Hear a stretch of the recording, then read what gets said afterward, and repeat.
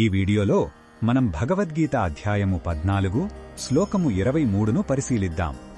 గుణత్రయ విభాగ యోగము అనే ఈ అధ్యాయంలో త్రిగుణాలను అంటే సత్వ, రజో, తమో గుణాలను దాటిన స్థితప్రజ్ఞుని లక్షణాల గురించి శ్రీకృష్ణుడు వివరిస్తున్నాడు.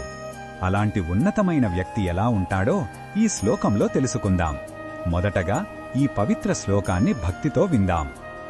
ఉదాసీనవదాసీనో గుణైర్యో న విచాల్యతే గుణావర్తంత ఇత్యేవం యోవతిష్ఠతి నేంగతే. ఈ శ్లోకం అర్థమేమిటంటే, ఎవరైతే తటస్థంగా లేదా ఉదాసీనంగా ఉంటూ త్రిగుణాల ప్రభావానికి చలించకుండా ఉంటారో, గుణాలే వాటి పనులను అవి చేసుకుంటున్నాయని గ్రహించి తన ఆత్మస్వరూపంలో స్థిరంగా నిలబడి ఉంటారో అటుమంతి వారే గుణాతీతులు. అంటే వారు సుఖానికి పొంగిపోరు, దుఃఖానికి కుంగిపోరు. ప్రకృతిలోని గుణాలు వాటి పనులను చేస్తున్నాయని గమనిస్తూ తాను కేవలం ఒక సాక్షి మాత్రమే అని అర్థం చేసుకుంటారు. ఈ శ్లోకంలో ఉన్న భావం మనకు ఏమి చెప్తుందంటే, మన జీవితంలో జరిగే ప్రతి సంఘటన వెనుక ఈ త్రిగుణాల ప్రమేయముంటుంది.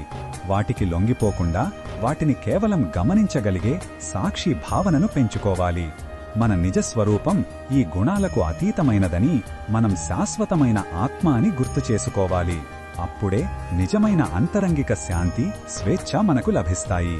ఈ బోధనను మన దైనందిన జీవితంలో ఎలా ఉపయోగించుకోవచ్చు అంటే, మనకు కోపం, ఆందోళన లేదా అతి ఉత్సాహం కలిగినప్పుడు ఇది నేను కాదు, కేవలం గుణాల ప్రభావం అని మనకు మనం గుర్తు చేసుకోవాలి.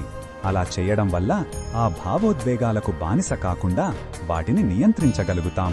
ఆఫీసులో విజయం వచ్చినా, అపజయం ఎదురైనా వాటిని సమభావంతో స్వీకరించడానికి ఈ జ్ఞానం సహాయపడుతుంది. మరిన్ని భగవద్గీత శ్లోకాల అర్థాన్ని తెలుసుకోవాలంటే మా తదుపరి వీడియోలను తప్పకుండా చూడండి.